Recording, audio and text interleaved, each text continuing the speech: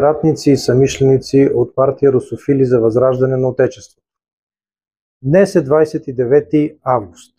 След една седмица, по-точно след 8 дена, на 7 септември предстои конгрес на партията, на който предстои да изберем ново ръководство, да отчетем от миналия период от май месец миналата година, изборите, в които сме участвали и да начертаем посоките, в които вървим.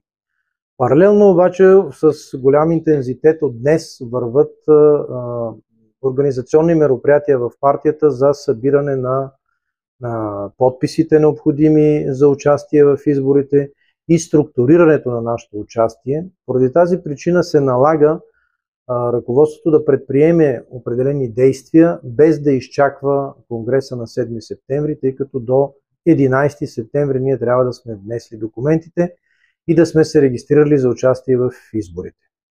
На тези избори решихме, отчитайки, че скоро е нашия конгрес, да участваме с името Политическа коалиция Русофили. Тъй като ръководството прецени, няколкото избора самостоятелно ни даваха в пъти по-висок резултат на изборите, отколкото коалиционното ни появяване такова. И налагането на нашата марка, която според ръководството на партията има огромен потенциал, е това, което трябва да се концентрираме в този период. Говоря за периода до 7 септември, когато е нашия конгрес. Предстои на конгреса да реши дали да се яви самостоятелно в тази коалиция, в която ще има и други формации, тъй като вие знаете, че ние нямаме сметка и само в коалиция можем да се явяваме. Предстои нашето явяване на нашата регистрация 11. Когато на 11 се регистрираме, вече имаме една седмица, в която бихме могли или да формулираме друга коалиция, под друго име, включително едно от името, което се налага в нашите среди е Патриоти за България, което е в унисон с Патриоти за Европа. Това е групата, която в Европейския парламент се сформулира около Орбан и това е пътя, по който ние вървиме, когато сме говорили за неутрална България, която да продължи оста Унгария, Сърбия, България, Турция. Така че информирам ви, че в момента се започва активно събиране на подписи под това име. Политическа коалиция Русофили.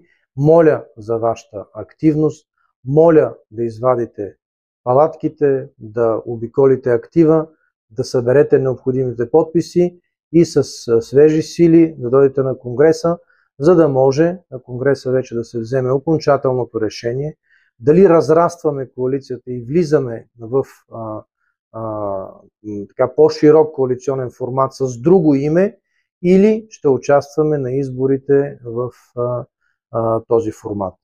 В личен план, като почетен председател на нашата партия Русофили за възраждане на Отечеството, искам да ви кажа, че имах няколко отправени към мен предложения да поведа листи на някои от ново създадените формации. Категорично смятам, че идеологическия заряд, климата, взаимоотношенията и посоката, която е избрала нашата партия, е в много пъти по-високо като потенциал, като възможности, като интелект и като морално волеви взаимоотношения, ако щете, в нашата партия, за да мога да се изкуша да приема да отида в друга формация.